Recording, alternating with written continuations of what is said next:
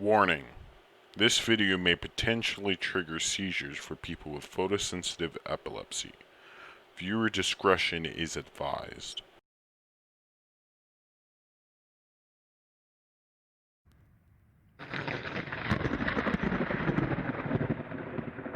Welcome to the haunted tales from the old rocking chair.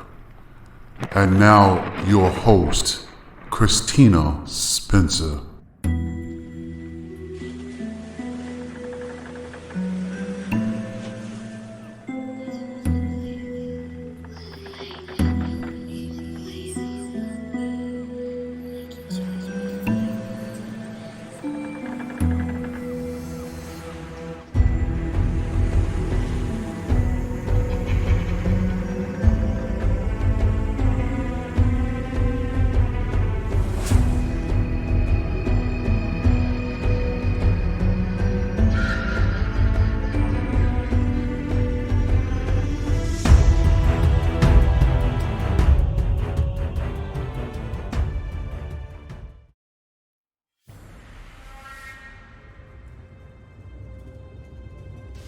The Woman in the White Dress, a True Story, written by Lily Draws.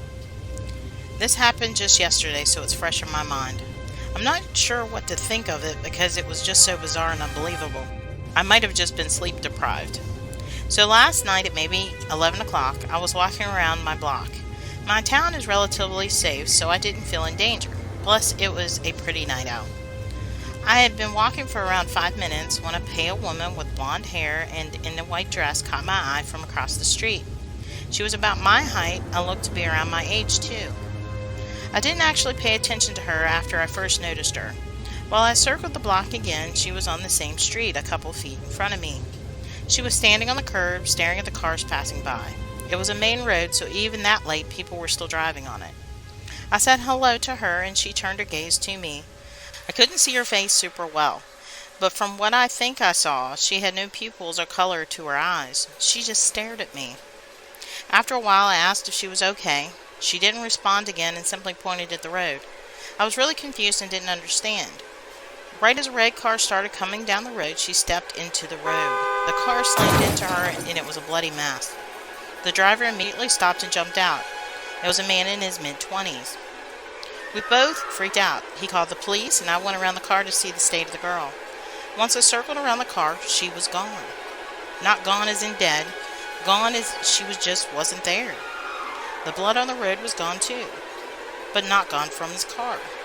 They concluded it was some big hoax of a kid who didn't know what they were talking about and some guy who went along with it. The blood on the truck was brought to an investigation only to be found as paint. I'm still not sure if what happened was real.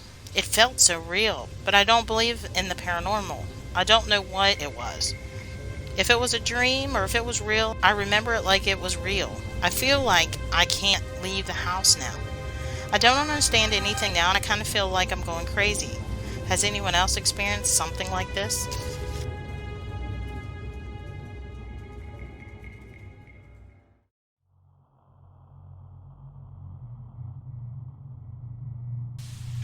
The Suicide House, written by WhiteNoiseWalker. This one might end up being the longest. Growing up, I only ever lived in one house. There was also a house behind my childhood home, and I called the Blue Brick House growing up, but now I call it the Suicide House. With all the events that have happened over time and continue to this day, I definitely consider the sum of these experiences a haunting. Part 1. Mom. My mother tells me of her odd experiences with this house before and just around my birth. She claims, over time, 3 men have shot and killed themselves while living in that house, and all shot themselves in the forehead. The family of the last man abandoned the home after his death. Mom recalled that night before he died. She saw him crouched outside smoking in the pouring windy rain, and just couldn't fathom how the cigarette was staying lit. Not long after I was born, Mom woke up one night to feed me, like 2 a.m.-ish. She stood looking out the back sliding glass door towards the empty snow-covered house and watched all the lights suddenly come on. She thought it odd there was no vehicle there. So as a concerned neighbor, she puts on her winter gear and walks down to the house. She notices no other footprints as she approaches the porch. She attempts knocking, but there's no answer. So she looks in, and to her shock, finds all the furniture broken in half and turned upside down. Ultimately freaked, she bolts back home, only to get back up around 6 a.m.-ish to feed me again. She takes another look out back at the house with the lights still on and watches them all shut off at once. Why, I don't know. But again she pulls on her winter gear and walks down to the house. Still no sign of a vehicle, her tracks from before already covered in the falling snow with no others in sight. This time she does not peek in the windows and just returns home. Strangely, I recall that she said at some point the house went so long without occupants that the electric had been shut off. Even then, I always remember the porch light being on, and it would creep Mom out because there wasn't supposed to be any active electricity on there. And there were no solar or battery-powered lights to explain the porch light always being on at night. Part 2. Me. I'd known the house to have no occupants until my teen years, and I frequently walked my dog around the property. Always creepy, even in the day. The house was made of bricks painted over in blue, with one very odd feature. So imagine you throw a sheet over a kid, like an old-fashioned ghost costume, but take the kid away. Those were painted all over the outside of the house. Every single one shaped differently and had a green-black circle where the forehead would be, and some even had a trickle running down, like a gunshot wound. Even though it makes me sick to think of, you don't even know how badly I wish I had a photo to add to this for proof. It wasn't until I got older that I realized what a gruesome sight it was. It was so odd. I still cannot imagine any reasonable conclusion how or why those shapes were painted on the blue bricks, and why no one else ever mentioned it. My mother, who also walked around the house, does not recall the same images on the bricks that I do. The new occupants in my older years covered the house with siding, and now I wonder if maybe what I saw was in fact not seen by anyone else. If I had taken a photo, what would I have seen? And it has always lived strongly in my mind that this unsettling house tracks, or maybe traps, the souls of its victims. Part 3. The Caretaker. There was a bald, skinny man that cared for the place. He had started out a friendly neighbor. Even though he didn't live there, he was there often to work on the property, but slowly got more withdrawn, weirder, and meaner. During my walks around there, we did have permission. There was a tiny little mini building going into the ground with a tiny door. One day he was on his tractor and paused near where I was talking with my friend, and I happened to ask him where that tiny door led. Slowly and stiffly, he turns his head and just angrily barks, "It leads to hell." I think I nearly burst into tears. The look in his eyes spooked me, and I never spoke to him again. Maybe he just wanted to keep us kids off the property, but why allow us to walk there in the first place, and why grow suddenly so unfriendly? His manner seemed off. When I think about it now, it's almost like something was forcing him. One day the little door was just open and nothing was inside but a square of cement floor. Later I would find the tiny building covered only in old cement well. It was odd because there was another very old well nearby in the woods, loosely covered with busted stone slabs we all used to be creeped out by too. I wonder why they would seal one and leave another so close. Part 4. The Smallest Handprint. Mom also passed this tale on to me. Long ago, the entire street where many houses are now used to be a vast farm where a doctor lived. During their time, a sickness befell the children, and the families traveled for miles by horse and buggy to reach the nearest doctor, who happened to live somewhere on the land or family home and neighbors now occupy. Well, the doctor ran out of his medicine, and a devastating 200 to 300 children died and had to be buried there. So I was still a child myself, but old enough to be aware. One day in my bedroom, I noticed a handprint on my closet mirror. As I held up my own hand, I noticed the handprint was significantly smaller than mine, which was very odd. I was the only child, and thus the smallest hands in the house. So I got my mom to show her and asked, "Whose handprint is this? How did it get here? It's not mine, see? I have the smallest hands."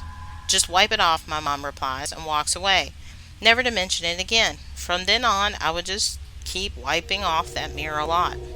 It was not the only time or place. I had some high school friends over while my parents were asleep. Well, they were just loud, and I was afraid they would wake my parents, so we went out on the back porch. At the time, it had a large canopy covering, which after a bit proceeded to have tiny handprints pushing in on one spot. Even more unsettling is how high up in the air the deck is. Needless to say, I took the gamble and changed my mind for all of us to rush back inside. They never saw it, and I never told them. However, one of the girls came into my room before sunrise and swore she heard children playing outside the window on the sidewalk, like dragging a wagon, and she refused to even come back to my house after. She was so scared. I had yet another friend who turned about as pale as you can turn and swears she saw a little translucent girl skipping away down the hallway singing my name. I believe her, for how shook she was. She went home and I didn't sleep that night. It's really so weird to me that I don't have any experiences where I played with a ghost child, or even thought I specifically heard a child's voice at any inappropriate time. I did, though, have a dream of a translucent blue boy who saved me from a bunch of monsters in my house. That is related to the only out-of-body experience I've known, but that's another wild story. I've gone back to my childhood house in my older years where my mom lives, stayed alone, spent hours talking out loud and welcoming something to try to communicate. Super afraid but willing, asking for the children if they needed help but no response. Someone once told me that children would have to be covered in sheets when they passed, and perhaps had a head injury inflicted for some reason, either for medical reasons or there was paranoia about the dead returning to life, and it was not uncommon for them to puncture the head somehow before burial. This part was a bit far-fetched to me, but still gave me chills when I think about the images on the side of the blue house. When I searched this, it may have been possible that the doctor tried a form of trepanation to the patients after he could no longer get the medicine he needed in the area, as a last-ditch effort to save them. However, we now know this method does more harm than good, and the way they would have been able to try it way back then would have caused considerable horrible suffering. Thinking of this makes me physically ill. In the end, part of me will always wonder if there was something dark or evil cemented in that well. Were the family fights of my childhood that entity coming to feed on us when no one lived in the blue house? Does it keep the souls of the suicided men? Or maybe those children?